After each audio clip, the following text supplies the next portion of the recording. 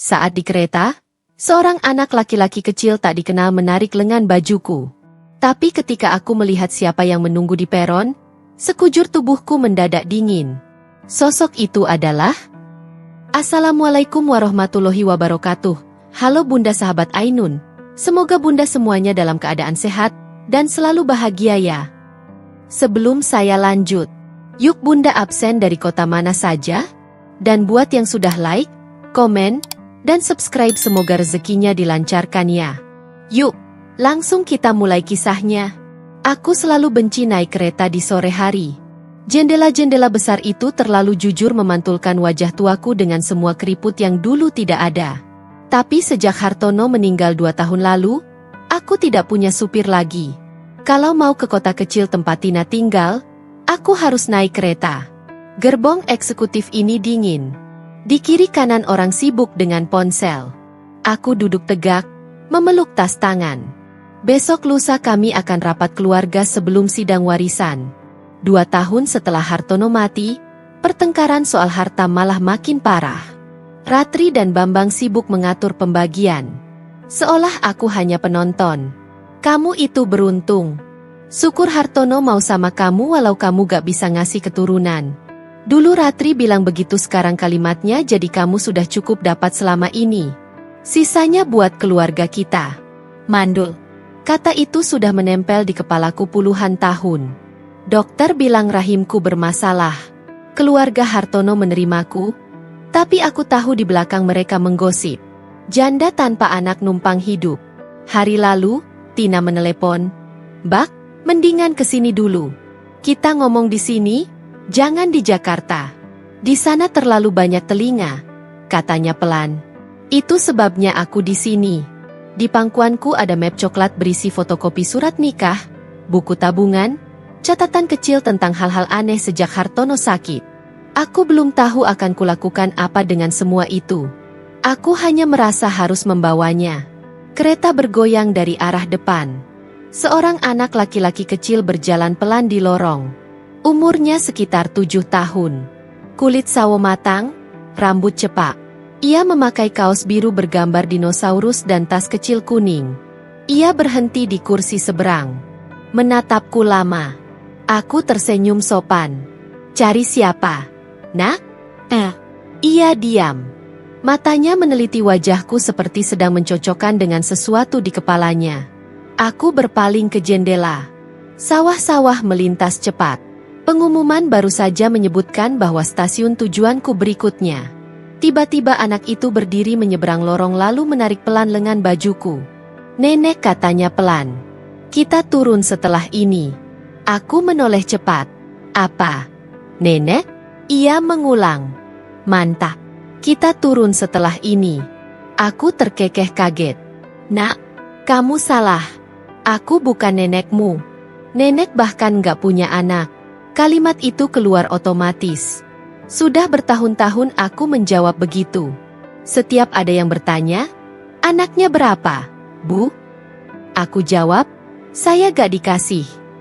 Anak itu menunduk sebentar, lalu mendekatkan mulut ke telingaku. Bisikannya membuat tengkuku dingin.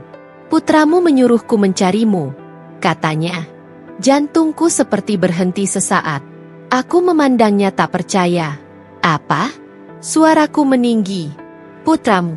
Ia mengulang. Ayah bilang kalau aku ketemu nenek di kereta, aku harus bilang, Nenek, kita turun setelah ini. Aku mencengkeram sandaran kursi. Ayahmu siapa? Ia membuka tas kuningnya, mengeluarkan kertas terlipat, lalu menyerahkannya. Tangannya sedikit gemetar. Di kertas itu tertulis dengan huruf besar agak berantakan. Untuk Ibu Sukma. Di bawahnya ada nama yang membuat napasku terhenti dari Rusdi. Nama itu menampar masa lalu yang hampir kulupakan. Dulu sekali awal pernikahan aku pernah dengar Hartono menyebut nama itu di telepon. Suaranya pelan seperti menyembunyikan sesuatu. Urusan anak. Begitu yang sempat ku dengar. Saat ku tanya, ia hanya bilang, anak karyawan. Lalu selesai. Nama kamu siapa? Tanyaku pada anak itu. Gavin, jawabnya. Ayah bilang, kalau aku ketemu nenek mungkin kaget, Tapi jangan takut. Ayah orang baik. Kereta mulai melambat. Pengeras suara mengumumkan nama stasiun. Stasiunku. Gavin menarik lagi lenganku. Ayo, Nek. Ayah nunggu di bawah. Gavin, aku masih berusaha waras. Kamu yakin nenek yang dimaksud ayahmu itu aku? Ia mengangguk. Ayah bilang nenek rambutnya putih pakai baju warna lembut dan wajahnya kelihatan sedih kalau sendirian di kereta. Aku mengembus napas berat. Itu memang terdengar seperti aku. Aku bangkit pelan. Lututku goyah. Map coklatku tarik lebih erat. Gavin menggenggam ujung jilbabku. Takut terpisah. Pintu kereta terbuka. Angin panas stasiun menyergap. Peron ramai. Suara pedagang dan koper diseret bercampur. Di sana, Nek. Gavin menunjuk ke arah tiang nomor peron. Aku mengikuti arah telunjuknya. Di dekat tiang besi, berdiri seorang pria sekitar 45 tahun. Tinggi, agak kurus. Bahunya sedikit membungkuk. Ia memakai kemeja kotak-kotak yang digulung sampai siku, celana hitam, dan sepatu aus. Di tangannya ada foto kusam. Saat kami makin dekat, ia menurunkan foto itu dan menatapku. Aku berhenti melangkah. Wajah itu, garis rahangnya, bentuk hidungnya, cara matanya menyipit ketika melihat cahaya sore. Itu wajah Hartono ketika masih 40 tahun. Hanya dengan beberapa garis lelah tambahan, Gavin melepaskan ujung jilbabku dan berlari ke arahnya. Ayah, serunya. Pria itu mengusap kepala Gavin sebentar, tapi matanya tetap terpaku padaku. Ia menelan ludah lalu mendekat perlahan. Jarak kami tinggal beberapa langkah. Ibu Sukma. Suaranya serak. Aku tidak menjawab. Rasanya lidahku menempel. Ia menarik napas panjang lalu berkata pelan, "Bu, Ibu, akhirnya aku menemukan Ibu." Aku tercekat, kata-katanya berputar di kepala. "Menemukan Ibu? Apa kamu salah orang?" Tanyaku akhirnya. Suaraku terdengar asing di telingaku sendiri. Pria itu menggeleng pelan. "Gak mungkin salah, Bu. Nama Ibu jelas ditulis di sini." Ia mengangkat amplop lusuh dari sakunya. "Sukma Rahayu, istri Hartono." Jantungku mencelos saat mendengar nama suamiku dari mulut orang asing. "Ayah, ini nenek." Gavin menyela. "Bangga. Kayak di foto kan?" Pria itu tersenyum sekilas pada Gavin lalu menatapku lagi. Matanya berkaca-kaca tapi dia menahannya. "Nama saya Rusdi. Katanya ini anak saya Gin." Ia menepuk kepala anak itu lembut. "Kalau memang benar ibu adalah ibu saya, berarti dia cucu ibu." Berhenti, potongku cepat. "Aku gak punya anak. Dokter bilang, aku mandul sejak umur 25, tidak pernah hamil." Bu Rusdi mengangkat kedua tangannya seperti menenangkan.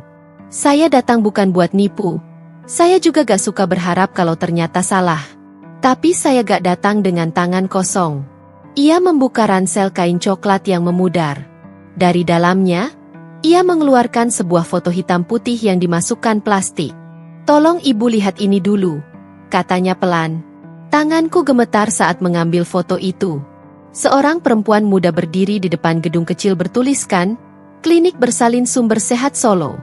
Rambutnya dikonde, wajahnya sedikit bulat, dan perutnya hamil besar. Aku mengangkat foto lebih dekat ke wajah. Perempuan itu tersenyum tipis, tapi matanya lelah. Aku kenal wajah itu. Itu wajahku. 40 tahun lalu. Aku menggeleng pelan. "Ini mungkin mirip saja." Rusdi mengeluarkan sesuatu lagi. Kalung emas dengan liontin huruf S. Model jadul yang dulu sempat sangat kusukai. "Saya tumbuh besar di panti asuhan, Bu," katanya. "Kalung ini kata pengasuh dulu ditinggalin di selimut saya waktu pertama kali mereka terima saya. Gak ada yang tahu punya siapa.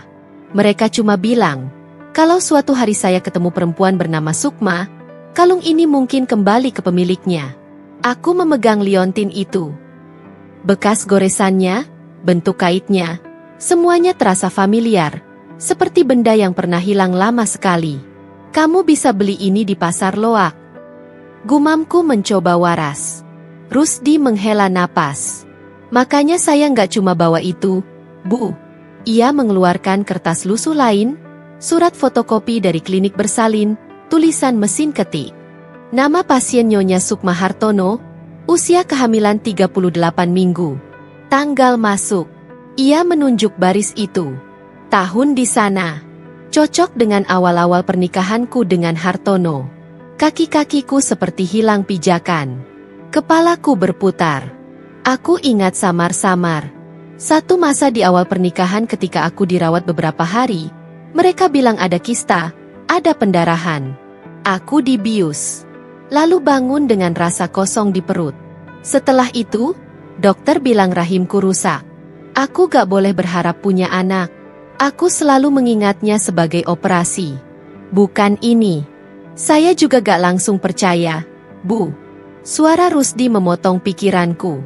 Bertahun-tahun saya cuma hidup biasa. Kerja serabutan, nikah sama Yeni, punya Gavin. Saya anggap saya cuma anak panti biasa. Terus kenapa sekarang datang? Kataku pelan. Pertanyaan itu keluar bukan karena curiga, tapi karena aku butuh pegangan. Rusdi menatap lurus ke mataku. Beberapa tahun lalu sebelum meninggal, ayah angkat saya manggil saya ke rumah sakit. Dia kasih amplop ini. Ia mengangkat amplop bernoda coklat. Dia bilang, "Kamu ini anak orang kaya yang dibuang." Begitu katanya. Dia gak tahu detail. Cuma dapat dokumen ini dari orang panti waktu dulu mengadopsi saya. Gavin bersandar di pinggangnya. Tampak bingung tapi diam. Saya simpan, Bu. Saya pikir nggak penting. Sampai suatu hari saya iseng cari nama Hartono di internet warung. Lanjutnya, ternyata bukan cuma Hartono biasa. Hartono pengusaha properti. Lalu saya lihat berita dia meninggal 2 tahun lalu tentang warisan. Tentang keluarganya. Warisan. Kata itu muncul lagi. Perutku mengeras refleks. Lalu suaraku mengeras tanpa sengaja. Saya datang ke kantornya di Jakarta. Saya cuma mau tanya, bukan minta apa-apa. Ia tersenyum miris. Yang keluar malah orang namanya Aditya. Katanya pengacara keluarga. Dia nggak mau saya ketemu Pak Hartono. Aditya anak Bambang. Pengacara licik yang sekarang sibuk mengurus sidang warisan. Apa yang dia bilang? Dia bilang, kalau saya bikin ribut, saya bisa masuk penjara karena penipuan. Dia bilang, ibu kandungmu sudah menganggap kamu mati. Jangan ganggu begitu, katanya. Lalu dia suruh satpam usir saya. Dadaku sesak mendengarnya. Aditya tahu. Itu berarti Bambang juga tahu. Berarti mungkin Hartono sendiri. Sedangkan aku istri sah yang tinggal di rumah yang sama, duduk di meja makan yang sama, tidur di ranjang yang sama, tidak tahu apa-apa. Saya pulang, Bu. Saya marah, tapi saya gak punya apa-apa. Lanjut, Rusdi. Baru beberapa bulan terakhir saya mulai berani. Saya bilang ke Yeni, dia bilang, kalau saya gak nyari, saya bakal nyesel seumur hidup. Saya cari cara lagi. Lalu saya tahu ada pertemuan keluarga besar dalam rangka warisan. Saya takut datang ke rumah langsung. Saya tahu mereka bakal usir lagi. Matanya berpindah pada Gavin. Jadi saya kirim Gavin naik kereta dengan harapan bisa ketemu ibu dulu. Saya dapat foto ibu dari berita duka Hartono. Saya potong. Saya kasih ke Gavin. Saya ajarin dia apa yang harus dia bilang. Aku teringat tatapan Gavin di gerbong tadi. Penuh yakin tapi gugup. Kamu tahu kan kalau ini bisa dianggap kamu manfaatin janda tua kesepian demi harta? Tanya pelan. Aku harus mengatakannya untuk memastikan. Rusdi mengangguk tak tersinggung. Saya tahu, Bu. Makanya saya bawa semua ini. Kalau setelah ibu lihat semua, ibu tetap bilang saya bukan siapa-siapa. Saya akan pulang. Saya gak punya uang buat pengacara. Saya cuma mau kebenaran. Soal warisan, ia menghela napas panjang. Kalau memang saya anaknya, saya pikir saya juga punya hak. Bukan karena rakus, tapi karena selama ini saya hidup tanpa apa-apa. Sementara nama saya dipakai buat permainan mereka. Permainan ulangku. Rusdi ragu sebentar. Saya dengar dari orang panti, Bu. Katanya dulu waktu mereka terima saya, Orang yang antar bilang, "Ini anak orang kaya, tolong jaga baik-baik. Mungkin suatu hari dia dicari, tapi kalau enggak, ya sudah." Seolah-olah saya cadangan. "Bu, kayak pion catur. Kalau butuh dipakai, kalau enggak ya dibuang." Kata-katanya menusuk. Selama ini aku juga merasa pion di keluarga Hartono. Sekarang aku melihat pion lain berdiri di hadapanku. Suara peluit kereta lain terdengar di kejauhan. Orang-orang di peron lalu lalang. Tak peduli dunia kecil kami yang berantakan. Aku menatap Rusdi. Lalu Gavin. Anak kecil itu sedang bermain-main dengan ujung tasnya terus melirikku. Seolah takut aku akan hilang. "Aku perlu waktu, kataku ini terlalu banyak." Tentu Bu Rusdi buru-buru berkata, "Saya gak minta keputusan sekarang. Tina tinggal gak jauh dari sini." Aku bergumam. "Tina, adik iparku yang paling waras. Aku memang mau ke rumahnya." Aku menatap mata Rusdi dalam-dalam. Di balik lelah dan takutnya, ada sesuatu yang sangat familiar. Ia menunggu menahan harap persis Hartono, kalau sedang menunggu keputusan penting. "Kalau kamu bohong, kamu akan menyesal," kataku akhirnya. "Tapi kalau kamu jujur, lebih banyak orang lagi yang akan menyesal." Aku menghela napas panjang. "Ayo ikut aku ke rumah Tina dulu," lanjutku. "Kita lihat apa yang sebenarnya terjadi." Rumah Tina tidak banyak berubah sejak terakhir aku datang beberapa tahun lalu. Cat temboknya agak pudar, tapi halamannya masih rapi. Ia menyambutku di teras dengan daster bunga-bunga dan wajah cemas. Ia memelukku erat. "Akhirnya sampai juga. Gimana perjalanan?" Aku hampir menjawab biasa saja sampai aku ingat Rusdi dan Gavin berdiri di belakangku. "Kikuk Tina," kataku pelan melepaskan pelukannya. "Aku datang gak sendirian." Tina menoleh. Matanya langsung menyapu Rusdi dari atas sampai bawah. Berhenti lama di wajahnya. Wajah sekilas tenang itu mendadak tegang. Ini suaranya mengecil. "Nama saya Rusdi, Bu," kata Rusdi sopan. "Dan ini Gavin, anak saya." Gavin melambai kecil. "Halo, Tante." Tina tak menjawab. Ia kembali menatapku seperti minta penjelasan secepatnya. "Ayo masuk dulu," katanya akhirnya. "Jangan ngomong di luar." Kami duduk di ruang tamu. Kipas angin tua berputar pelan di langit-langit. Tina membuatkan teh, tangannya jelas gemetar. Begitu teh tersaji, ia duduk di kursi berhadapan denganku, menatap Rusdi tanpa berkedip. "Jelaskan, Mbak," katanya pendek. "Ini siapa?" Aku menghela napas lalu menceritakan semuanya dari kereta sampai amplop, foto klinik, kalung, dan surat. Aku menunjukkan foto hitam putih itu. Tina mengambilnya dengan hati-hati seperti takut merusaknya. Beberapa detik kemudian, wajahnya pucat. "Astaga," bisiknya ini. "Mbak, mirip ya?" jawabku kaku. "Bukan mirip." Tina menggeleng pelan. "Ini Mbak Sukma. Aku ingat waktu itu aku masih kuliah."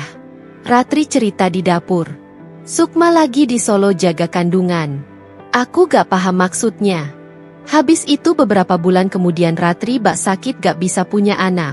Habis itu gak ada lagi cerita soal bayi. Kata kandungan membuat perutku mual. "Kamu gak pernah tanya desisku?" Tina menunduk. "Aku kecil. Mbak, di rumah itu kalau Ratri sudah bilang jangan ikut campur, ya kami diam. Aku cuma sekali lihat ada foto bayi di kamar Hartono. Lucu, di bedong, di belakangnya ada tulisan tanggal. Waktu aku tanya, Ratri langsung rebut fotonya dan bilang, 'Gak penting.' Beberapa hari kemudian fotonya hilang." Aku menutup wajah dengan tangan sebentar. Napasku berat. "Terus kamu gak pernah cerita ke aku?" tanya lirih. Aku kira itu bayi orang yang dititipin. Mbak Tina terdengar menyesal. "Semua yang menyangkut Mbak itu selalu ditutupin diatur. Aku cuma adik yang numpang hidup di rumah besar mereka." Suasana hening beberapa saat, hanya suara kipas. Rusdi membuka mulut. "Bu Tina, kalau saya memang anak dari masa itu, kenapa mereka buang saya ke panti?" Tina menatapnya penuh rasa bersalah. Seolah ia sendiri yang melakukan itu. "Aku gak tahu, Rusdi. Tapi kalau Ratri dan Bambang sudah terlibat, biasanya alasannya cuma satu, harta. Harta kata itu lagi. Aku menegakkan badan. Tina, kamu bilang di telepon mau ngomong soal warisan sebelum ketemu yang lain. Ada apa? Tina menarik napas panjang. Mbak, 2 minggu lalu aku dipanggil Ratri dan Bambang ke rumah. Mereka sudah siapin kesepakatan pembagian warisan Hartono. Katanya ada surat wasiat baru yang ditemukan Aditya disimpan di brankas yang dulu gak pernah dibuka. Wasiat baru. Alisku terangkat. Hartono gak pernah bilang soal itu. Nah, itu. Tina mengiyakan. Isi wasiat baru itu aneh. Mbak cuma dikasih bagian rumah yang sekarang Mbak tempati sama uang tunai yang maaf gas seberapa dibanding total kekayaan Hartono. Sisanya dibagi rata ke Ratri, Bambang, aku, dan anak-anak mereka. Alasannya karena Mbak nggak punya keturunan. Jadi wajar kalau harta keluarga kembali ke darah Wiradharma. Aku bisa membayangkan gaya bicara Ratri waktu ngomong begitu lembut tapi menusuk. Terus tanyaku, aku keberatan. Tina melanjutkan. Aku bilang, Mbak, itu istrinya. Temanin Hartono dari nol. Kok dibagi kayak gitu? Ratri marah. Bambang ikut ngomel. Aditya pasang muka tenang bilang semua ini sesuai hukum. Aku meremas ujung jilbabku. Mereka selalu pakai hukum kalau mau makan hak orang. Sidangnya minggu depan. Mbak, kata Tina. Ratri maunya sebelum sidang. Semua udah sepakat biar hakim tinggal ketok palu. Ia menatap Rusdi lagi. Kalau tiba-tiba sekarang muncul anak begini, peta pembagian harta bakal berantakan total. Aku gak muncul tiba-tiba, Bu. Rusdi menyela pelan. Aku cuma akhirnya berani muncul. Aku memperhatikan Tina. Ia jelas sedang menimbang sesuatu di kepalanya. Kalau kamu percaya dia bohong, aku akan pulang hari ini juga. Kataku pada Tina. Kalau kamu pikir ini hanya soal uang, aku juga bisa pilih diam. Tina menggeleng cepat. Bukan soal itu, Mbak. Justru karena ini masuk akal, terlalu masuk akal. Ratri dan Bambang selalu punya rencana jauh. Mereka bisa bikin skenario begini demi jaga harta. Ia mencondongkan tubuh. Mbak, dengar kalau Rusdi beneran anak Hartono. Apalagi kalau bisa dibuktikan anak Mbak juga semuanya berubah. Mbak bukan lagi janda tanpa keturunan. Mbak jadi ibu dari ahli waris langsung.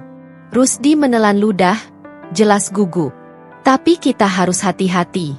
Lanjut Tina. Ratri dan Aditya gak bakal diam. Mereka bakal serang balik habis-habisan. Aku bersandar menatap langit-langit sebentar. Lalu aku memandang Rusdi. Kamu berani? Ini bukan lagi soal rasa penasaran. Ini perang. Nama kamu bakal jelek di mana-mana. Keluarga Hartono punya uang, punya orang, punya pengacara.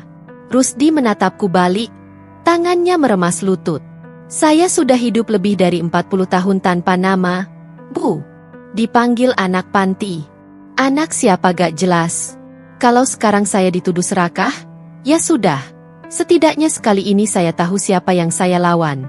Saya cuma gak mau Gavin nanti tumbuh dengan cerita yang sama. Gavin terlihat tidak mengerti. Tapi ia merapat ke pinggang ayahnya, seolah mengerti bahwa ini tentang mereka berdua. Hatiku berdegup kencang. Seumur hidup, aku selalu mengikuti arus keluarga Hartono. Selalu yang terdiam yang bilang ya saat mereka menyuruh. Ini pertama kalinya aku merasa punya kesempatan membalik meja. Tina, kataku mantap. Kapan rapat keluarga sebelum sidang? Lusa di Rumah Besar Jakarta. Jawab Tina cepat. Ratri, Bambang, anak-anak mereka semuanya bakal ada. Aditya pasti pimpin. Aku mengangguk. Baik. Aku akan datang dan aku akan bawa Rusdi. Tina kaget. Langsung sekarang, Mbak. Tanpa bukti lain. Ada foto, ada surat, ada kalung. Jo, ini mungkin belum cukup buat hakim. Tapi cukup buat wajah-wajah munafik itu mulai panik. Aku menoleh Rusdi. Besok malam kita berangkat ke Jakarta. Menginap di rumahku. Lusa kamu berdiri di sampingku. Depan semua orang yang selama ini pegang hidupku. Kita lihat reaksi mereka. Rusdi mengangguk pelan. Baik, Bu. Sore itu juga dalam hati aku membuat keputusan yang mengunci langkahku. Aku bukan lagi janda mandul yang tinggal menunggu wafat. Kalau mereka selama ini menganggap aku lemah, biarlah lusa. Aku akan mengulurkan tangan pada anak yang mereka buang dan menariknya masuk ke medan perang yang selama ini mereka monopoli. 2 hari kemudian kami sudah berdiri di depan rumah besar di Jakarta. Rumah itu dulu terasa megah bagiku. Sekarang rasanya seperti gedung pengadilan. Pagar otomatis terbuka. Aku berjalan duluan.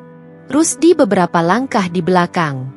Gavin menggenggam tangan Yeni. Napasku berat. Begitu masuk ruang tamu utama aku langsung melihat mereka. Ratri duduk di sofa tengah seperti ratu. Bambang di sampingnya pura-pura ramah. Aditya berdiri di dekat rak buku. Memakai kemeja licin dan senyum tipis. Wulan sibuk dengan ponsel. Loh Sukma. Suara Ratri melengking. Kamu telat? Kita sudah nunggu dari tadi. Aku mendekat. Aku bawa seseorang. Kataku langsung. Ini penting. Mata Ratri mengikutiku lalu berhenti pada Rusdi. Alisnya mengerut. Bambang menegakkan badan. Aditya spontan memperhatikan lebih serius. Kenalin dulu, Mbak. Tina berbisik di belakang. Gugup. Aku berdiri di tengah ruangan, menoleh sebentar ke Rusdi. Ia tampak tegang, tapi matanya mantap. Ini Rusdi, kataku jelas. Dia mengaku anak laki-laki Hartono dan kemungkinan besar anakku juga. Ruangan itu membeku. Wulan mendongak dari ponsel. Mulutnya setengah terbuka. Ratri tertawa pendek. Nadanya kering. Apa katanya? Kamu bilang apa barusan? Aku bilang, ulangku pelan tapi tegas. Dia mungkin anak kami. Anak yang selama ini disembunyikan. Bambang berdiri. Sukma, kamu ngomong apa sih? Kamu kan mandul. Dulu dokter sudah bilang kamu sendiri yang sering cerita. Justru itu, sahutku tajam. Kenapa ada foto aku hamil di depan klinik bersalin? Kenapa ada surat atas namaku melahirkan di Solo? Kenapa ada kalungku di anak ini? Aku mengeluarkan foto, surat, dan kalung dari tas, meletakkannya di meja. Aditya melangkah mengambil surat dan foto itu. Matanya cepat-cepat membaca, wajahnya mengeras. Kamu dapat ini dari mana? Suaranya rendah. Saya yang bawa, Pak. Rusdi menjawab, ini peninggalan dari panti dan orang tua angkat saya. Ratri menatap Rusdi lama.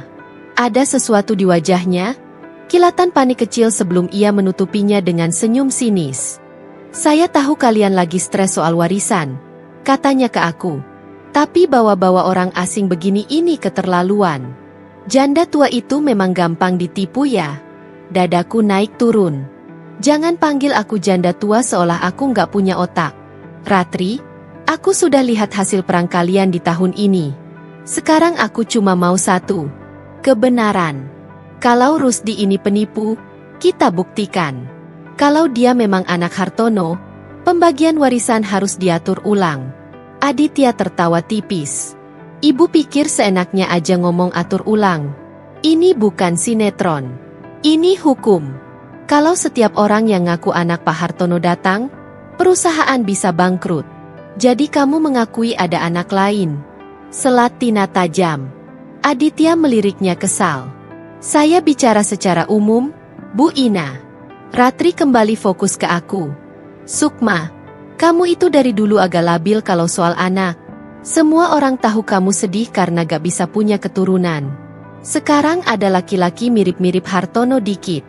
Kamu langsung percaya? Makanya kita tes. Kata, tes dia.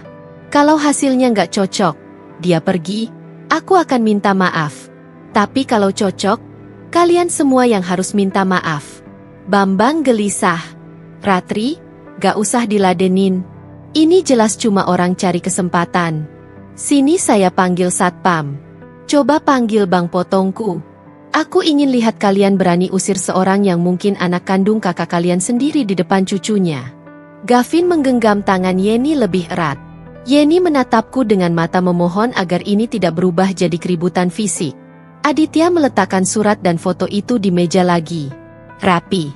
Baik, kalau itu maunya ibu, kita bisa bahas jalur resmi. Tapi saya sarankan sebelum ibu bikin heboh, periksa dulu kesehatan sendiri. Jangan sampai pengadilan justru menganggap ibu tidak cakap, karena ya sugesti dan imajinasi berlebih. Aditya Tina membentak pelan. Jangan kurang ajar. Aditya hanya mengangkat bahu. Pertemuan hari itu berakhir dengan tegang. Ratri tidak terang-terangan mengusir Rusdi, tapi jelas tidak mengakui apapun. Mereka bilang akan mempertimbangkan sambil terus menyindir soal kondisi mental dan usiaku. Malamnya di rumahku, aku duduk di ruang keluarga sambil memijat pelipis. Rusdi duduk di kursi seberang menatap lantai.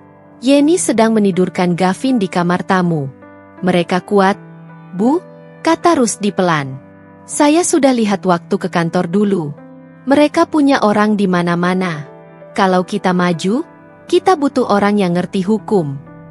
Tina yang ikut menginap malam itu mengangguk. Aditya itu licin. Kita gak bisa pakai pengacara asal-asalan. Harus orang yang berani lawan mereka, bukan orang Aditya lagi. Siapa? Tanyaku lemah.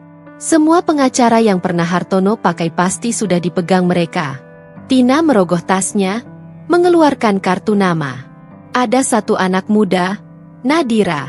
Dia dulu magang di kantor konsultan hukum yang pernah bantu teman kantorku. Katanya idealis. Gak mau main kotor. Tapi ya masih muda. Muda justru bagus. Gumamku belum sempat kotor.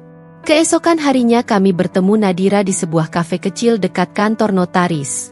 Perempuan muda berhijab sekitar 26 tahun. Matanya tajam. Saya sudah baca ringkasan dari Bu Tina. Katanya setelah kami duduk. Kasus ibu rumit. Di satu sisi soal warisan, di sisi lain soal identitas anak. Musuh kita punya banyak uang dan hubungan. Jadi dari awal saya jujur ini nggak mudah. Apa kamu takut? Nadira tersenyum tipis. Kalau saya takut, saya nggak akan datang. Saya cuma mau pastikan ibu juga siap. Karena mereka pasti balas menyerang, terutama ke ibu. Serang bagaimana? Tanya Rusdi. Pertama mereka akan serang karakter. Jawab Nadira. Bilang ibu mulai pikun. Gampang dimanfaatkan. Perlu wali. Kalau berhasil, ibu bahkan gak bisa tanda tangan apa-apa sendiri. Kedua, mereka bisa pakai cara kotor, intimidasi saksi, manipulasi bukti, bahkan kekerasan fisik. Saya sudah lihat gaya pengacara seperti Aditya. Aku dan Rusdi saling pandang. Kata-kata Nadira bukan teori kosong. Tapi saya mau ambil kasus ini. Lanjutnya dengan satu syarat, Ibu dan Pak Rusdi jujur ke saya. Gak boleh ada rahasia. Kalau memang ada bagian yang lemah dari cerita, kita hadapi bareng. Aku mengangguk mantap.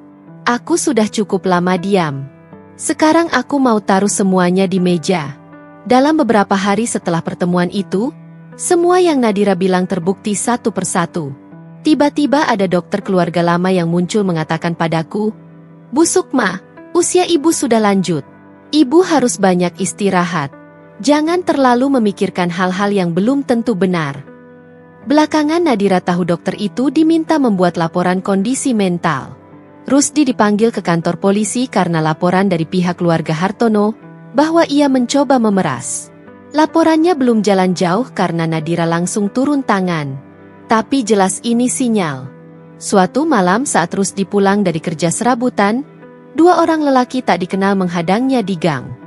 Dia dipukuli sampai bibirnya pecah dan pelipisnya sobek. Mereka hanya bilang, ini baru peringatan. Jangan ganggu keluarga Pak Hartono. Waktu aku melihatnya di rumah, baju berlumur darah. Aku hampir pingsan. Gavin menangis histeris. Yeni sibuk menahan. Aku sudah bilang, Bu. Rusdi tersenyum pahit walau wajahnya sakit. Mereka gak main-main. Aku duduk di sebelahnya menempelkan obat merah dengan tangan gemetar. Kita bisa berhenti sekarang kataku. Aku bisa bilang ke Nadira kita terima saja pembagian warisan. Kamu mundur, kamu hidup tenang dengan keluargamu. Gavin yang duduk di sudut memeluk boneka dinosaurusnya mendekat perlahan. Matanya masih basah. Nenek katanya lirih. Kalau nenek gak mau aku jadi cucu, aku tetap sayang nenek. Tapi ayah sedih kalau nenek gak percaya. Kalimat itu menghantam sesuatu yang paling dalam di dadaku. Semua tahun aku merasa kosong. Semua ejekan mandul. Semua foto bayi yang tidak pernah kulihat. Aku menarik napas panjang. Siapa bilang aku gak mau kamu jadi cucu? Suaraku bergetar. Justru karena itulah kita gak boleh berhenti. 2 hari setelah Rusdi dipukuli, Nadira datang ke rumah dengan wajah lebih tegas dari biasanya. Ia menaruh map biru di meja. Kita harus punya sesuatu yang enggak bisa dibantah, katanya. Mulai dari yang paling sederhana, tes DNA. Aku melirik Rusdi yang duduk dengan pipi masih memar. Kalaupun cocok, mereka bisa bilang hasilnya palsu, ujarku. Makanya tesnya jangan di lab langganan keluarga mereka, jawab Nadira. Saya kenal satu lab independen yang biasa dipakai rumah sakit kecil di pinggir kota. Kita pakai nama samaran tanpa embel-embel keluarga Hartono. Sore itu juga kami kelab kecil di sebuah ruko. Ruangannya sempit tapi bersih. Petugas mengambil sampel darahku dan Rusdi. Gavin ingin ikut tapi Yeni menahannya. Berapa lama hasilnya keluar? Biasanya seminggu. Petugas menjawab. Seminggu terasa seperti sebulan. Setiap hari aku duduk di ruang keluarga menatap jam sementara Nadira bolak-balik mengurus berkas lain. Penelusuran wasiat, permohonan salinan resmi surat-surat rumah, dan sebagainya. Di malam kelima, aku bangun dengan napas terengah. Mimpi buruk tentang bayi menangis di ruangan putih. Wajahnya kabur. Tiba-tiba suara telepon di ruang tengah berdering. Aku terlonjak. Bu, ini dari lab. Suara di seberang berkata setelah aku mengangkat. Hasil sudah jadi. Ibu bisa ambil besok pagi. Besoknya Nadira ikut. Di ruang kecil, petugas menyerahkan amplop putih tertutup. Tanganku berkeringat. Nadira mengisyaratkan agar aku yang membuka. Kertas itu terselip 2 lembar. Di bagian kesimpulan tertulis jelas dengan bahasa sederhana yang bahkan aku yang awam bisa mengerti. Kecocokan genetik antara subjek A Sukma Rahayu dan subjek B Rusdi 99,7%. Hubungan biologis ibu anak sangat kuat. Aku memandangi kalimat itu lama sekali. Tulisan di kertas seperti bergoyang. Ada bagian dalam hatiku yang runtuh dan bagian lain yang berdiri. Jadi suaraku nyaris tidak keluar. Nadira mengangguk pelan. Secara ilmu ya, Bu. Dia anak kandung ibu. Rusdi menunduk. Bahunya bergetar, air matanya jatuh begitu saja. Ia menutup wajah dengan kedua tangan. Suaranya patah. Saya bukan cuma anak yang nyasar. Tanpa sadar, aku berdiri dan melangkah mendekat. Bertahun-tahun aku menjaga jarak dari semua hal yang berbau anak. Sekarang seorang laki-laki dewasa menangis seperti anak di depanku. Tangan kananku terangkat sendiri, menyentuh pelan bahunya. Kalau angka-angka ini benar, kataku pelan, berarti aku yang meninggalkanmu. Rusdi menggeleng cepat. Air mata masih mengalir. Ibu gak tahu. Ibu gak salah. Saya yang baru berani sekarang. Sekali lagi aku merasakan kemarahan yang pekat. Bukan pada Rusdi, tapi pada seseorang yang sudah dikubur 2 tahun lalu dan keluarga yang masih bernapas di rumah besar itu. Kalau aku pernah hamil dan melahirkan, kenapa aku gak ingat? Tanyaku pada Nadira saat kami keluar lab. Nadira menghela napas. Ibu sempat cerita dulu pernah dirawat beberapa hari di Solo dibilang operasi kista. Bisa saja saat itu ada sesuatu yang disembunyikan. Kita harus cari jejaknya. Nama kliniknya ada di foto kan? Aku mengangguk. Klinik Bersalin Sumber Sehat Solo. Baik, kata Nadira. Kita ke Solo. Kita cari siapapun yang masih hidup dari sana.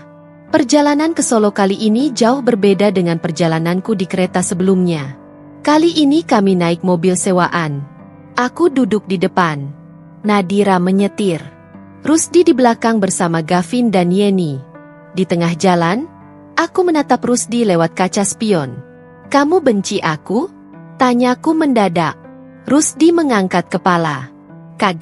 Kenapa saya harus benci? Bu, kalau aku dulu membiarkanmu diambil atau apapun yang terjadi itu, Meski aku gak ingat. Rusdi menggeleng. Yang saya benci itu orang yang sengaja bohong. Kalau ibu gak pernah tahu, ibu juga korban dan korban gak perlu saling benci. Korban harus bareng. Kata-katanya sederhana tapi menancap. Selama ini aku cuma melihat diriku sendiri sebagai korban.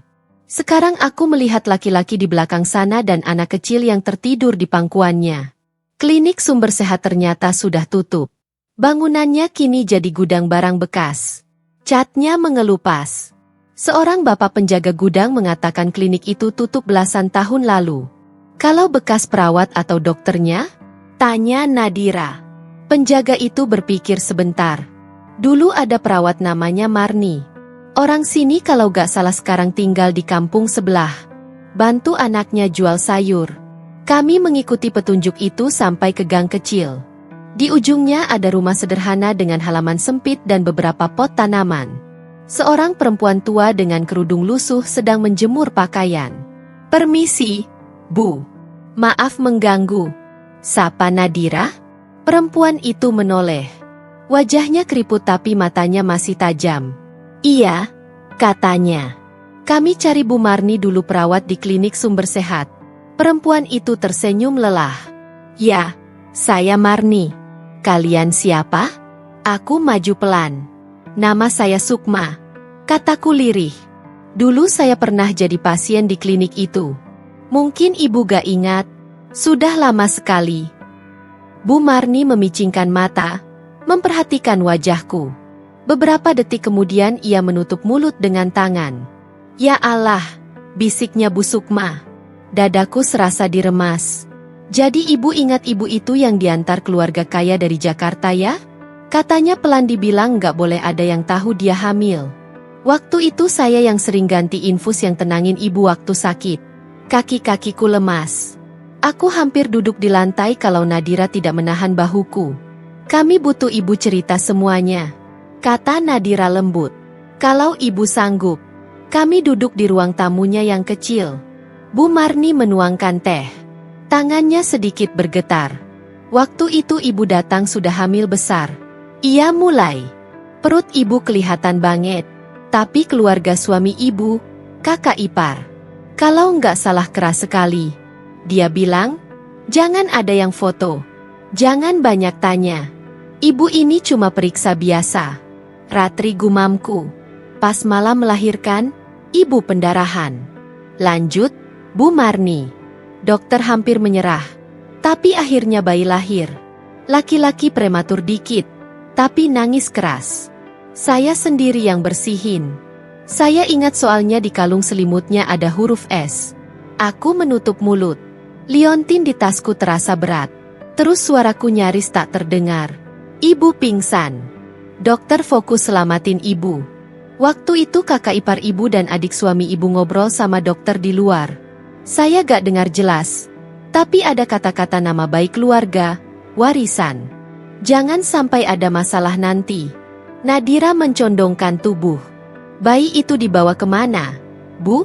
Bu Marni menggigit bibir. Saya juga gak tahu pasti. Pas saya balik ke ruang bayi, kasurnya kosong. Kakak ipar ibu bilang bayi meninggal sudah diurus. Tapi saya gak percaya. Saya gak lihat mayatnya. Gak ada catatan resmi kematian bayi. Rekam medisnya pun aneh. Ada yang dicoret-coret. Lalu soal saya mandul tanyaku. Suara mulai bergetar. Dokter bilang rahimku rusak. Aku gak bisa punya anak lagi. Beberapa hari setelah ibu pulang, saya lihat dokter yang sama ketemu kakak ipar ibu dan suami ibu. Kata Bu Marni, mereka minta surat tambahan. Waktu itu saya menyusup lihat ada tulisan kemandulan permanen. Tapi tanggalnya dirapikan supaya seperti sudah diketahui sebelum persalinan. Saya pikir ini bukan sekadar laporan, ini cerita baru yang mereka susun. Ruangan itu mendadak sesak. Aku memegang lutut, berusaha bernapas. Jadi selama ini, kataku pelan, aku bukan mandul. Aku pernah hamil, pernah melahirkan. Anak itu diambil. Bu Marni menatap Rusdi yang sejak tadi diam di sudut ruangan.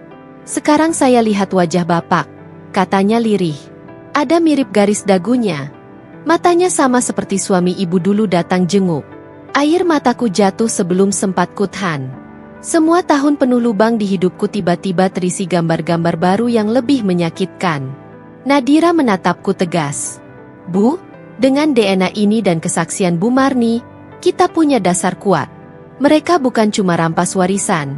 Mereka rampas hidup ibu. Aku mengusap air mata, menarik napas panjang. Kalau begitu, kataku pelan tapi mantap. Sudah waktunya kita rampas kembali. Sejak keluar dari rumah Bu Marni, dunia rasanya sudah jelas. Aku pernah hamil, pernah melahirkan. Lalu anakku diambil. Ada marah, ada lega, ada sedih. Tapi semuanya terasa lurus. Aku korban. Rusdi korban, keluarga Hartono pelakunya. Ternyata itu baru permulaan. Hari setelah kami kembali ke Jakarta, Nadira masuk ke rumahku dengan wajah pucat. Ia membawa koran lokal dan ponselnya terbuka. Bu, katanya tanpa basa-basi. Gudang bekas klinik Sumber Sehat kebakaran semalam. Aku mengerutkan dahi kebakaran. Iya. Nadira duduk, napasnya cepat. Katanya konsleting. Tapi waktu saya hubungi penjaganya, dia bilang, untung arsip-arsip lama sudah dibawa orang kemarin-kemarin. Saya tanya siapa yang ambil.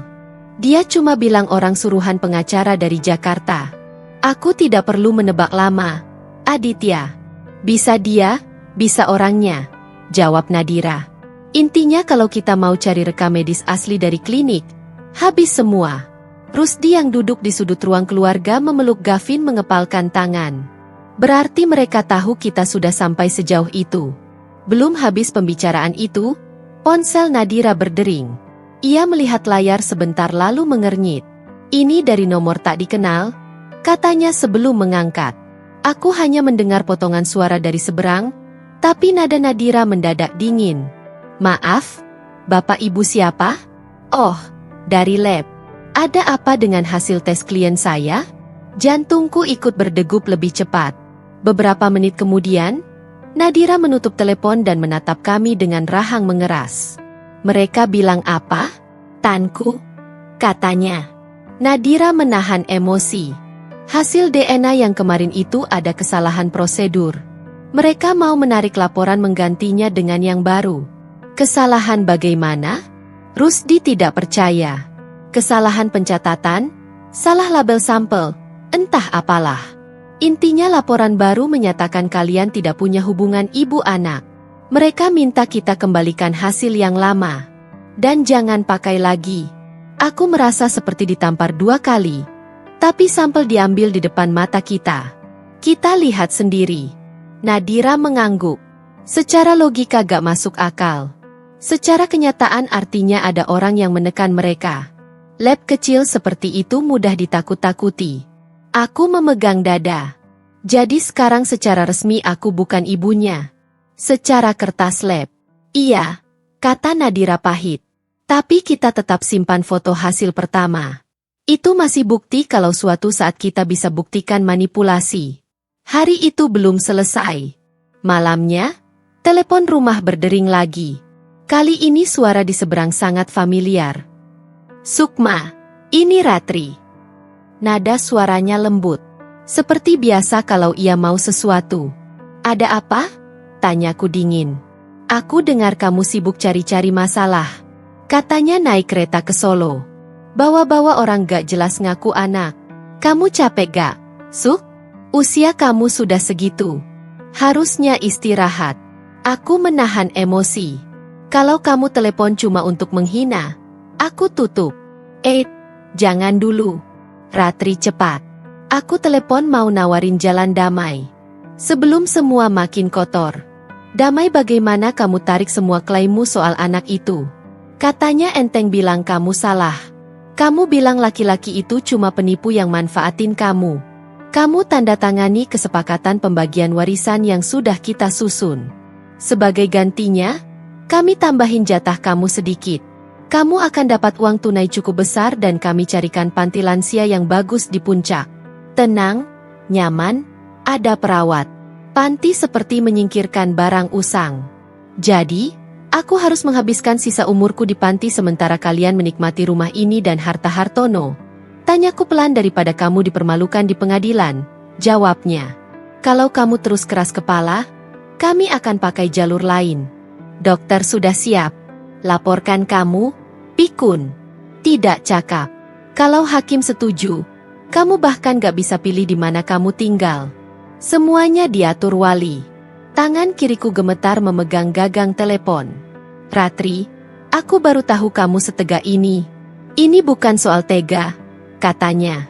Ini soal jaga keluarga. Kamu masuk ke keluarga kami tanpa membawa darah. Jangan rebut sesuatu yang bukan hakmu. Telepon terputus. Aku mematung beberapa detik sebelum menyadari lututku lemas. Rusdi yang sedari tadi memperhatikan dari jauh segera menghampiri. Ratri, tebaknya. Aku mengangguk. Mereka mau kirim aku ke panti Rus dengan atau tanpa setujuanku. Esok paginya masalah baru datang. Polisi muncul di depan rumah 2 orang. Salah satunya menunjukkan surat. Kami mendapat laporan dugaan penipuan dan pemalsuan identitas. Katanya atas nama Rusdi Gavin yang sedang bermain mobil-mobilan membeku. Yeni memeluknya. Penipuan apa? Nadira yang kebetulan datang ikut maju.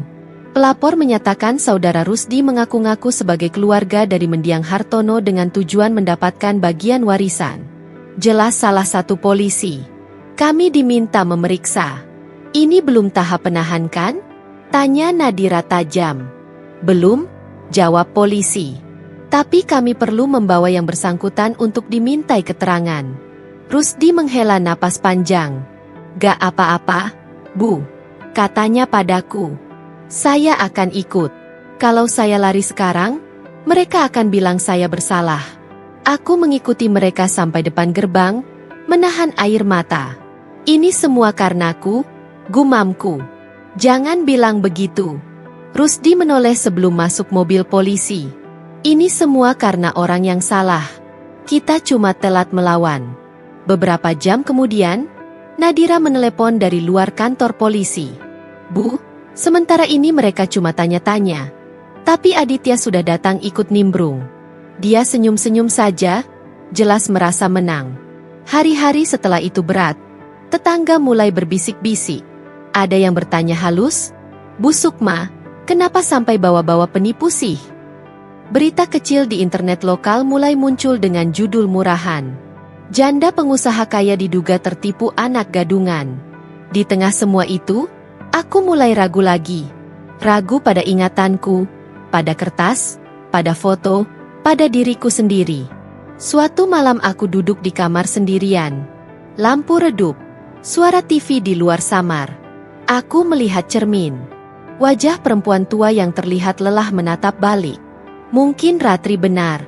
Mungkin aku memang sudah terlalu tua untuk membedakan mana yang nyata dan mana yang hanya mau kupikir nyata. Pintu kamar diketuk pelan. Nadira masuk membawa beberapa map.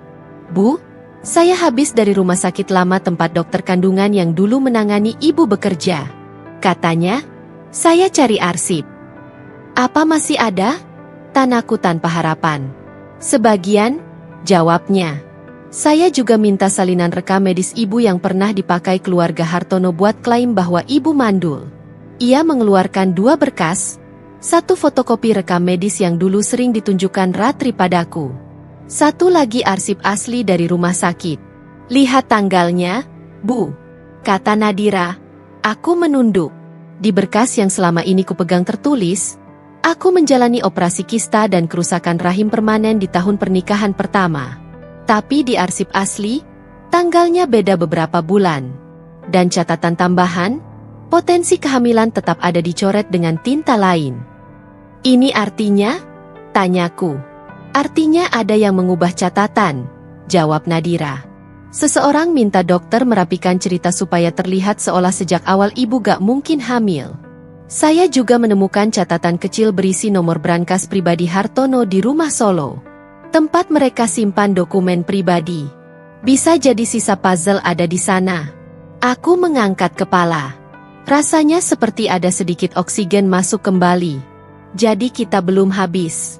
Tanyaku pelan belum. Nadira tersenyum tipis. Kalau kita berhenti sekarang mereka menang. Kalau kita lanjut mungkin kita kalah juga. Tapi setidaknya kita tahu kita sudah buka semua pintu. Aku memejamkan mata sebentar. Wajah Gavin terbayang. Wajah Rusdi saat dipukuli. Wajah Bu Marni saat menceritakan malam itu di klinik. Aku bosan jadi orang yang selalu ditipu, kataku. Kalau kunci terakhir ada di Brankas Hartono di Solo, kita cari. Nadira mengangguk. Kita ke sana. Tapi kita harus hati-hati.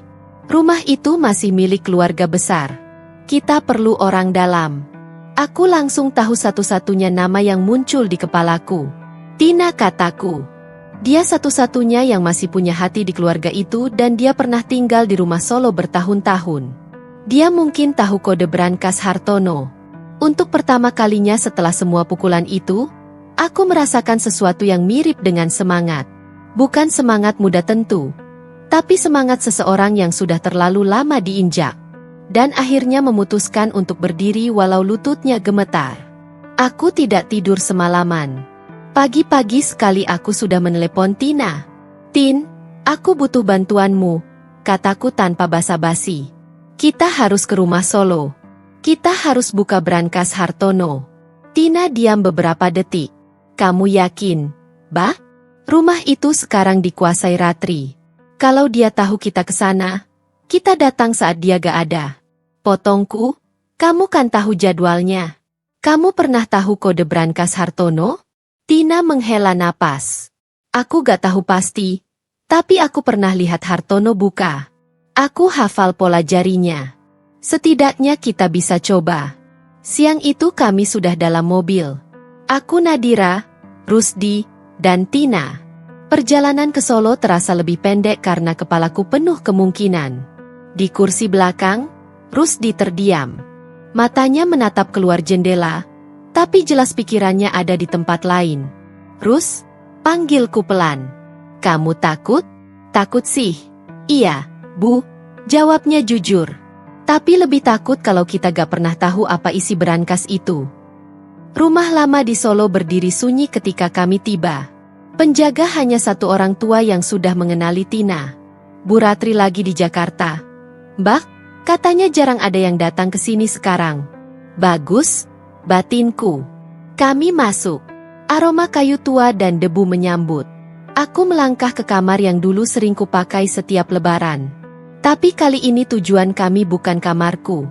Nadira mengarahkan kami ke kamar Hartono. Di dalam semuanya masih rapi seperti dulu.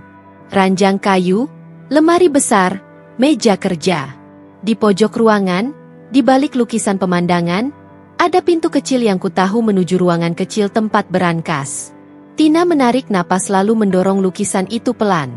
Pintu kecil terbuka. Di baliknya, berangkas abu-abu berdiri diam. Waktu itu aku lihat Mas Hartono putar ke kanan, terus ke kiri, terus ke kanan lagi. Tina bergumam. Angkanya aku cuma ingat pola. 573. Kalau nggak salah, ia mencoba satu kali. Brankas belum bergerak. Napasku ikut tertahan. Pelan. Bu Nadira menenangkan, jangan gugup. Tina mengulang lebih fokus. 205-73. Kemudian satu angka lagi yang ia coba-coba. Tiba-tiba terdengar bunyi klik pelan. Brankas terbuka. Dadaku berdegup keras. Nadira memasang sarung tangan yang ia bawa lalu membuka pintu brankas lebar-lebar. Di dalamnya ada tumpukan map, beberapa buku rekening dan satu buku catatan kulit coklat yang tampak sering dipegang. Nadira mengambil buku itu duluan. Jurnal, katanya, tulisan tangan Hartono. Aku duduk di kursi dekat situ. Tanganku gemetar saat Nadira menyerahkan jurnal itu padaku. Halaman pertama berisi tulisan rapi dengan tanggal-tanggal lama. Aku membalik ke halaman dengan tahun yang sama saat aku melahirkan di Solo. Ada tulisan Sukma melahirkan hari ini. Bayi laki-laki lahir lebih awal. Dokter bilang kritis. Sukma hampir meninggal. Aku takut kehilangan keduanya. Tanganku mengepal. Aku baca lebih jauh beberapa halaman berikutnya. Bayi tidak bertahan lama. Hanya beberapa jam. Aku belum sanggup cerita ke Sukma. Ratri bilang, Jangan bilang apa-apa dulu. Dia bilang, kita perlu pikirkan masa depan keluarga. Mataku berkabut. Jadi, bayiku memang meninggal. Bisikku bukan diculik saat itu. Rusdi menunduk. Wajahnya tegang. Di halaman setelahnya tulisannya berubah. Ratri bicara dengan dokter. Mereka minta surat yang menyatakan Sukma tidak bisa hamil lagi. Katanya kalau Sukma merasa mandul, dia tidak akan menuntut macam-macam. Warisan bisa diarahkan ke saudara-saudaraku dan anak-anak mereka. Aku merasakan mual naik lagi ke tenggorokan. Tin, kamu baca, kataku sambil menyerahkan jurnal ke Tina. Ia menatap tulisan itu. Air matanya jatuh. Aku kira mereka cuma jahat sama Mbak soal ngomong di belakang. Ia berbisik, ternyata sedalam ini. Nadira masih memeriksa isi brankas. Ia menarik satu map berbeda warna. Bu, ini ada berkas lain tentang Rusdi. Kami semua menoleh. Di map itu ada fotokopi akta kelahiran dengan nama Ibu Sari dan Ayah Hartono. Lalu ada surat penyerahan bayi ke panti asuhan yang anehnya mencantumkan nama Sukma sebagai orang tua yang tidak bisa merawat. Ini bohong, kataku spontan. Aku tidak pernah tanda tangan ini. Tanda tangannya jelas bukan tanda tangan ibu. Nadira menunjuk. Ini ditulis mirip-mirip. Tapi saya pernah lihat tanda tangan ibu di dokumen bank. Berbeda. Di belakang surat penyerahan itu ada secari kertas kecil tulisan tangan Hartono lagi. Sari hamil. Aku bodoh. Ratri marah setengah mati. Dia bilang kalau anak ini dibawa pulang. Sukma akan tahu semuanya. Aku ingin adopsi anak ini dan bilang pada Sukma bahwa ini anak yatim yang kita ambil. Tapi Ratri menentang. Dia bilang, biarkan saja. Kalau suatu hari kita butuh, anak ini bisa dipakai. Kalau tidak, biar dia hilang. Aku benci kata-katanya, tapi aku juga pengecut. Ruang kecil itu terasa mengecil. Aku menatap Rusdi. Rasanya napasku tertahan. Rusdi, suaraku parau berarti kamu. Rusdi menghela napas panjang. Matanya berkaca-kaca tapi suaranya tenang. Berarti saya memang anak Hartono, katanya pelan, tapi bukan anak kandung ibu. Kalimat itu menancap, tapi bukan seperti pisau. Lebih seperti kerikil yang lama-lama menyakitkan. Aku mengingat hasil DNA pertama yang menyatakan kami cocok. Lalu laporan kedua yang menyangkal. Sekarang jurnal Hartono dan akta lahir menunjukkan sesuatu yang lain. Tes DNA awal mungkin sampelnya tertukar. Nadira cepat menganalisis atau ada kesalahan lab, sengaja atau tidak, secara ilmiah. Kalau akta ini asli, hubungan biologis yang pasti adalah antara Pak Hartono dan Rusdi. Aku bersandar, menutup wajah dengan kedua tangan. Jadi bayiku mati. Lalu Hartono punya anak lain dengan perempuan lain. Anak itu dibuang ke panti, tapi kertasnya memakai namaku. Seolah aku ikut mengusirnya. Tina mendekat memegang bahuku. Mbak, aku menurunkan tangan. Air mata mengalir tapi di baliknya ada sesuatu yang mulai mengeras. Selama ini aku merasa kosong karena dikira mandul, kataku lirih. Sekarang aku tahu aku pernah punya bayi, tapi dia mati. Lalu mereka memakaikan wajah jahat itu ke aku. Lewat berkah seperti ini, aku menunjuk surat penyerahan bayi. Dan kamu, aku menatap Rusdi. Dibiarkan tumbuh sebagai anak buangan dengan nama ibumu dihapus. Namaku dipakai sebagai tameng. Rusdi menatap balik. Matanya merah. Kalau ibu benci saya, potongku pelan tapi tegas. Aku marah. Iya, tapi bukan sama kamu. Kamu sama seperti aku. Sama-sama dipermainkan. Nadira mencondongkan tubuh. Bu, secara hukum ini penting. Pertama, ada pengakuan tertulis bahwa Hartono ayah biologis Rusdi. Kedua, ada indikasi pemalsuan tanda tangan dan pemakaian nama ibu tanpa persetujuan. Ketiga, ada catatan jelas bahwa keluarga besar berniat mengatur warisan dengan cara menghapus posisi ibu sebagai ibu dari ahli waris.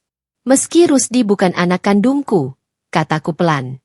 Dia tetap anak Hartono, berarti dia ahli waris langsung. Nadira mengangguk. Benar.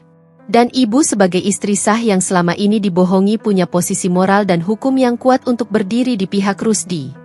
Kita bisa ajukan pembatalan wasiat baru, minta audit pembagian, dan mengungkap semua kebohongan ini di pengadilan.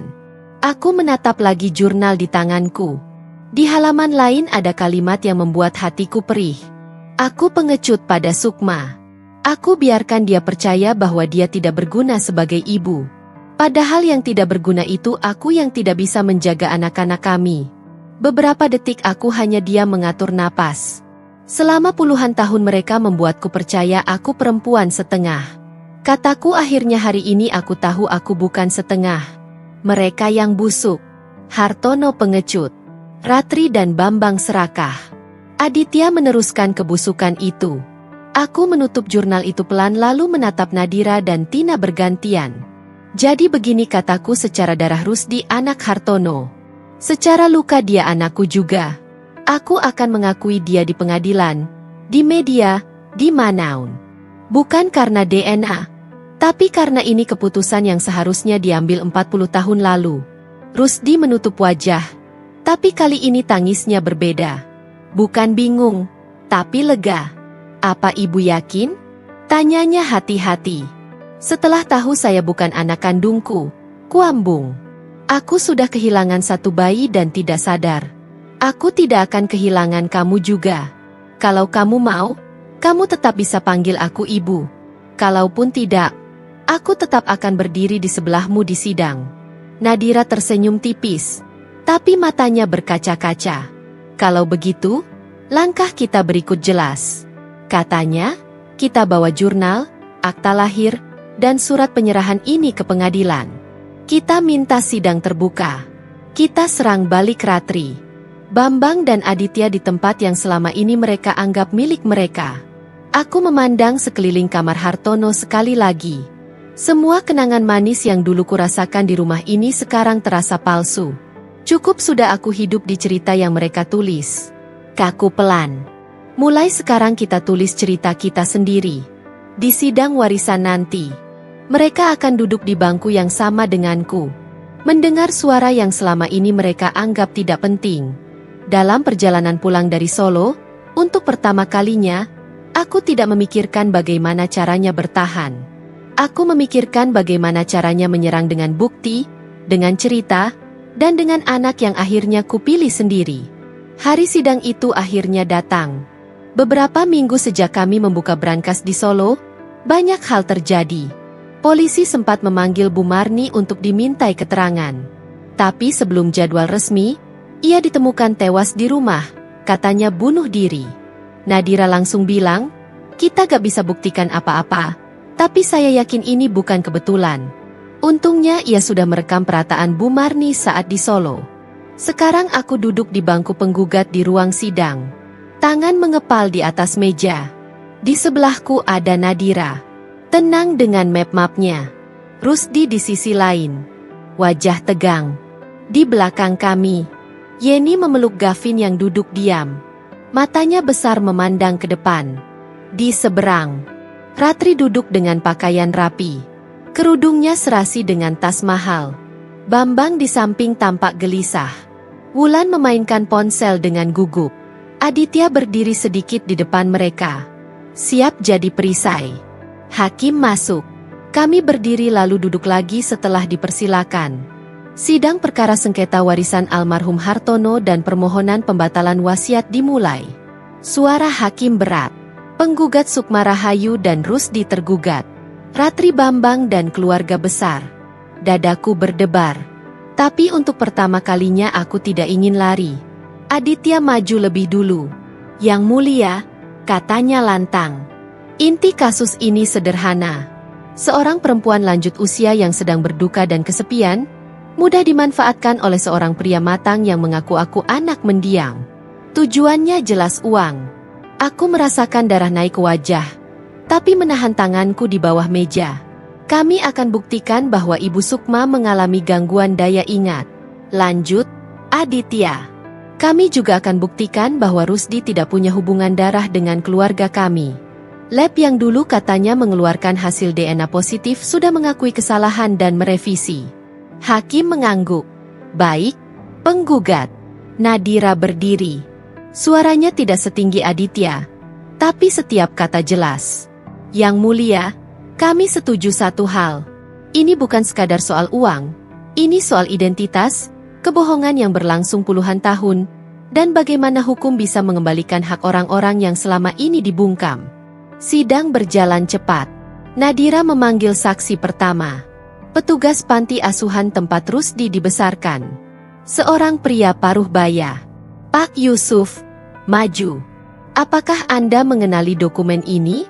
Tanya Nadira menunjukkan surat penyerahan bayi. Pak Yusuf mengangguk. Ini salinan dari arsip kami. Dulu bayi itu datang dengan kalung huruf S.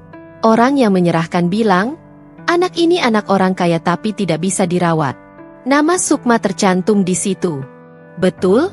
Tanya Nadira. Iya, jawabnya. Tapi waktu itu kami curiga karena perempuan yang mengantar bukan bernama Sukma. Dan tanda tangannya seperti ditempel. Kami cuma staf kecil, enggak berani protes. Aditya mencoba menyela. Yang mulia, ini hanya dugaan. Keberatan dicatat. Lanjutkan dulu. Potong hakim. Nadira memanggil saksi berikut. Ahli tulisan tangan. Ia membandingkan tanda tangan di surat penyerahan dengan tanda tanganku di dokumen ban. Hasil analisis saya, katanya. Tanda tangan di surat penyerahan bayi bukan milik Ibu Sukma. Ada upaya meniru, tapi jelas berbeda. Ratri mulai gelisah. Ia berbisik-bisik pada Aditya. Lalu Nadira memutar rekaman suara Bu Marni. Suara parau perempuan tua itu memenuhi ruang sidang. Menceritakan bagaimana aku datang hamil besar. Bagaimana bayiku lahir dan meninggal. Bagaimana dokter diminta membuat laporan seolah aku mandu sejak awal. Bagaimana bayi yang lahir itu menghilang? Kesaksian ini direkam beberapa minggu sebelum Bu Marni meninggal. Jelas Nadira. Kami juga lampirkan laporan resmi kepolisian tentang kematiannya yang dicurigai bunuh diri. Aku melihat wajah hakim mengeras. Setelah itu, Nadira mengangkat jurnal Hartono. Yang mulia, ini catatan pribadi almarhum tersimpan di brankas rumah keluarga di Solo. Kami sudah lakukan pemeriksaan tulisan tangan dan hasilnya asli. Ia membacakan bagian-bagian penting tentang bayiku yang meninggal, tentang Ratri yang meminta dokter menyusun cerita mandul permanen, tentang Sari yang hamil, tentang Rusdi, tentang kalimat anak ini bisa dipakai. Suasana ruang sidang mendadak berat. Beberapa orang di kursi pengunjung menggeleng pelan. Aditya berdiri berusaha menyerang balik. Yang mulia, jurnal pribadi bisa saja mengandung hal-hal subjektif, tidak bisa dijadikan dasar. Subjektif boleh, potong Nadira cepat. Tapi jika isinya cocok dengan dokumen resmi akta kelahiran dan surat penyerahan bayi, dengan pola tindakan keluarga selama ini, dengan kebakaran gudang yang menyimpan rekam medis, dengan perubahan hasil DNA yang tiba-tiba ia menatap Aditya lurus. Apa kebetulan juga lab yang menarik hasilnya ternyata menerima telepon ancaman dari seseorang yang mengaku dari kantor Anda? Aditya tersentak. Itu fitnah. Nadira mengangkat ponselnya. Kami punya rekaman pembicaraan staf lab yang menyebut nama Anda, Pak Aditya. Kami serahkan pada Yang Mulia sebagai tambahan bukti intimidasi terhadap saksi. Ratri tak tahan lagi. Ia berdiri tiba-tiba. Cok! Suaranya melengking. Semua ini dibesar-besarkan. Dari dulu aku yang jaga nama baik keluarga. Kalau bukan aku, Hartono sudah jatuh karena skandal. Hakim menatapnya tajam. Silakan bicara kalau mau jadi saksi, tapi jangan berteriak. Nadira memanfaatkan celah itu. Yang mulia, izinkan kami memanggil Ratri sebagai saksi tergugat. Ratri maju ke mimbar dengan langkah keras. Wajahnya campuran marah dan takut. Bu Ratri, mulai Nadira tenang. Apakah benar Anda tahu bahwa Rusdi adalah anak biologis Hartono dari perempuan bernama Sari? Ratri membuka mulut menutupnya lagi. Saya tahu ada perempuan kampungan yang mencoba memanfaatkan adik saya. Jawabnya lirih. Apakah benar Anda menyarankan agar bayi itu tidak dibawa pulang? Dorong Nadira. Ratri menatapku sekilas. Kalau bayi itu dibawa pulang, Sukma bisa gila. Katanya akhirnya dia baru saja kehilangan bayi. Masa mau langsung lihat bayi lain? Aku cuma jaga perasaannya. Kemudian kenapa bayi itu diserahkan ke panti dengan memakai nama saya? Aku tak tahan ikut bicara. Kenapa kamu buat aku terlihat seperti ibu yang membuang anak? Ratri menggertakkan gigi. Kalau seolah-olah kamu yang buang, kamu juga tidak akan cari lagi. Kamu akan terima saja nasibmu. Kamu tenang, keluarga tenang, warisan jelas. Itu warisan potong Nadira. Jadi ujungnya selalu kembali ke warisan. Hakim mengangkat tangan. Saya sudah dengar dari semua pihak. Ruangan hening. Jantungku berdegup di telinga. Dari bukti dan kesaksian yang ada, suara hakim lantang. Pengadilan menyimpulkan satu bahwa Rusdi adalah anak biologis almarhum Hartono berdasarkan akta lahir dan catatan lain. 2. Bahwa telah terjadi upaya sistematis dari keluarga almarhum untuk menghapus keberadaan anak tersebut dan memanipulasi status Ibu Sukma sebagai istri yang dianggap tidak mungkin punya keturunan. 3. Bahwa wasiat terbaru yang diajukan tergugat diragukan keabsahannya karena disusun dalam situasi tidak transparan dan bertentangan dengan asas keadilan. Aku menahan napas. Dengan demikian, lanjut hakim. Pengadilan memutuskan wasiat terbaru dinyatakan batal. Pembagian warisan kembali ke ketentuan ahli waris menurut hukum termasuk istri sah dan anak kandung almarhum yaitu Sukma Rahayu dan Rusdi. Pengadilan juga merekomendasikan penyelidikan pidana terhadap dugaan pemalsuan dokumen, intimidasi saksi, dan upaya menghalangi keadilan oleh pihak-pihak terkait. Ruang sidang mendadak riuh. Aku hanya duduk terpaku. Kata-kata itu seperti datang dari jauh. Aditya memucat. Bambang bersandar lemas. Wulan menutup mulut hampir menangis. Ratri menoleh ke arahku. Matanya merah. Bukan hanya karena marah, tapi juga karena kalah. Kamu puas sekarang, Sukma? Katanya lirih di tengah kebisingan. Kamu hancurkan keluarga ini. Aku berdiri pelan. Lututku masih lemah, tapi suaraku tidak bergetar. Bukan aku yang menghancurkan. Jo, kalian yang menggali lubang.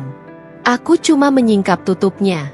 Selama ini kalian pikir aku bodoh. Kalian salah. Aku hanya terlalu percaya. Di belakangku, Gavin melepaskan diri dari pelukan Yeni berlari kecil ke arahku lalu memeluk pinggangku. Nenek, bisiknya, kita menang ya. Aku menunduk mengusap rambutnya. Untuk pertama kali, kata nenek tidak terasa seperti ejekan nasib, tapi seperti panggilan yang pantas kudengar. Kita belum selesai, kataku menatap ke depan lagi. Tapi hari ini kita menang satu langkah. Beberapa bulan setelah putusan sidang, rumahku tidak lagi terasa sepi. Ratri dan Aditya sibuk dengan urusan mereka sendiri. Polisi resmi membuka penyelidikan pemalsuan dokumen dan intimidasi saksi. Aku tidak ikut setiap detailnya. Cukup sesekali melihat berita kecil di televisi. Nama mereka disebut dengan nada yang dulu sering kupakai untuk menyebut diriku sendiri. Kasihan. Bedanya sekarang aku tidak kasihan. Bambang menghilang ke luar negeri dengan alasan berobat. Wulan mendadak sepi di media sosial. Tina mendapat bagian warisan yang wajar. Bukan berlebihan, tapi cukup untuk hidup tenang tanpa terus bergantung pada keluarga besar. Ia sering datang menginap di rumahku, membantu mengurus Gavin kalau Yeni sedang sibuk. Aku dan Rusdi, kami juga sibuk, tapi sibuk yang berbeda. Sebagian perusahaan Hartono kami serahkan pada profesional yang selama ini jujur bekerja. Aku tidak tertarik mengatur semua angka. Tugasku sekarang lebih banyak mengawasi dari jauh. Memastikan orang yang dulu sering dipaksa tunduk, sekarang punya suara. Atas saran Nadira, kami mendirikan sebuah yayasan namanya sederhana, Yayasan Sukma Harapan. Fokusnya 2, membantu perempuan yang jadi korban manipulasi keluarga dan hukum dan memberi beasiswa anak-anak dari panti asuhan. Saat menandatangani akta pendirian, tanganku sempat bergetar. Bu, ini tanda tangan ibu yang sekarang, kata Nadira sambil tersenyum. Bukan tanda tangan yang dipalsukan orang buat buang anak. Aku tertawa kecil, tapi mataku panas. Rasanya seperti menulis ulang sebagian hidupku. Gavin betah di rumah. Setiap sore aku duduk di teras, melihatnya bersepeda kecil di halaman, tertawa bersama anak tetangga. Kadang ia berhenti dan berlari ke arahku. "Nenek, lihat," katanya bangga, menunjukkan lutut lecet atau gigi yang goyang. Seakan itu berita besar. Dulu aku selalu berhenti ketika orang memanggilku Bu atau Bu Sukma. Sekarang panggilan yang paling kusukai justru nenek. Hubunganku dengan Rusdi juga berubah. Di awal selalu ada rasa canggung. Ia berhati-hati memanggilku Bu. Lama-lama tanpa kami rencanakan panggilan itu terasa pas. Bukan karena darah, tapi karena apa yang kami jalani bersama. Pernah suatu malam kami duduk di dapur. Hanya berdua. Yeni dan Gavin sudah tidur. Rusdi memutar cangkir teh di tangannya. "Bu," katanya, "kalau semua ini nggak terjadi, Ibu mungkin hidup tenang aja di rumah besar. Enggak capek sidang, gak pusing mikirin yayasan." "Ibu nyesel gak?" Aku memandang wajahnya. Bekas luka di pelipisnya sudah memudar. Tapi aku ingat jelas hari saat ia pulang dengan darah di bajunya. "Kalau semua ini nggak terjadi," jawabku pelan, "aku mungkin meninggal sebagai janda mandul yang merasa hidupnya gagal." "Jadi tidak, Rus?" Aku capek. "Iya, tapi untuk pertama kalinya aku tahu aku berguna." Ia mengangguk. Ada lega di matanya. Kami tidak perlu memeluk atau menangis berlebihan. Cukup saling duduk, saling paham. Suatu hari, berdasarkan catatan di jurnal Hartono, kami menemukan lokasi pemakaman bayi pertamaku. Tidak ada nama di nisan kecil itu, hanya tanggal. Rumputnya sudah tinggi. Aku datang bersama Nadira dan Tina. Kami berdiri bertiga di depan gundukan tanah sederhana itu. Angin siang pelan. "Maaf, aku terlambat." Aku berbisik. "Aku bahkan gak tahu kamu lahir. Gak sempat menggendongmu. Kamu datang dan pergi di belakang punggungku." Air mata jatuh pelan, tapi kali ini tidak membuatku roboh. Aku merasa sedang menutup satu pintu, bukan jatuh ke dalamnya. "Aku gak bisa bawa kamu kembali," lanjutku. Suara serak. "Tapi aku bisa memilih, gak ada lagi anak yang dibuang atas namaku dan aku sudah memilih seseorang untuk kupanggil anak kalau kamu tidak keberatan." Di kepalaku yang terbayang wajah Rusdi dan Gavin di teras rumah. Entah kenapa untuk pertama kalinya aku tidak lagi merasa sepenuhnya kosong. Beberapa minggu setelah kunjungan ke makam itu, aku mengajak Gavin naik kereta. Hanya kami berdua. Rusdi sempat khawatir, tapi aku meyakinkannya. "Aku masih bisa duduk dan bangun sendiri," kataku. Kalaupun susah, Gavin bisa teriak ke petugas. Kami naik kereta siang ke kota kecil dekat tempat yayasan akan membuka kelas pertama. Duduk di kursi dekat jendela persis seperti dulu. Bedanya kali ini aku tidak sendirian. Gavin menempelkan wajahnya ke kaca. "Nenek, sawahnya banyak banget ya?" katanya. "Iya," jawabku. Dulu nenek sering cuma lihat sawah sambil mikir, "Hidup ini kok begini-begini aja." Sekarang Gavin menoleh. Sekarang aku tersenyum. Nenek gak sempat mikir begitu. Kebanyakan kerjaan. Ia tertawa lalu mendadak menatapku nakal. "Nenek," katanya menirukan nada yang sangat kukenal, "kita turun setelah ini." Jantungku sempat berhenti sekian detik. Kata-kata itu menarikku sejenak kembali ke sore di kereta yang sama. Bertahun-tahun lalu atau rasanya begitu lama. "Ayah yang suruh ngomong gitu?" tanyaku. Menahan senyum. Gavin mengangguk bangga. Katanya kalau aku ngomong begitu nenek pasti ingat pertama kali kita ketemu. Aku tertawa kali ini tanpa rasa takut. "Iya, nenek ingat. Waktu itu nenek kira kamu salah orang." "Sekarang enggak dong," jawab Gavin cepat. "Sekarang nenek udah benar orangnya." Kalimat sederhana itu menutup sesuatu di dalam diriku yang selama ini selalu longgar. Seperti simpul yang akhirnya ditarik kencang, bukan lagi tercerai-berai. Kereta mulai melambat. Pengumuman menyebut nama stasiun. Stasiun yang sama tempat aku dulu turun dengan kaki gemetar mengikuti anak kecil yang memanggilku nenek untuk pertama kalinya. Sekarang aku menggandeng tangan Gavin. Saat pintu membuka, kami turun bersama. Peron masih ramai. Suara orang, koper, pedagang, tapi aku tidak lagi merasa kecil di tengah keramaian. Di ujung peron, Rusdi dan Yeni sudah menunggu melambaikan tangan. Wajah Rusdi tampak lega melihat kami turun dengan selamat. "Nenek, Seru Gin berlari ke arahnya. Ayah, aku bilang kalimatnya lo kayak waktu itu. Rusdi tertawa dan mengangkat anaknya sebentar. Lalu ia menoleh padaku. Capek, Bu? Tanyanya. Capek dikit, jawabku, tapi hati ringan. Kami berjalan berdampingan menuju pintu keluar stasiun. Aku, anak yang kupilih sebagai anakku, menantuku, dan cucu yang dulu datang dari lorong kereta dengan mata besar penuh keberanian. Aku menoleh sebentar ke belakang pada rel yang memanjang. Di sana ada hidup lama yang dipenuhi kebohongan, rasa malu, dan diam. Di depanku ada hari-hari yang mungkin tetap sulit. Tapi kali ini aku tidak sendiri dan bukan lagi pion. Aku menarik napas panjang. Untuk pertama kalinya dalam 72 tahun, aku merasa benar-benar layak dipanggil satu kata itu, Nenek.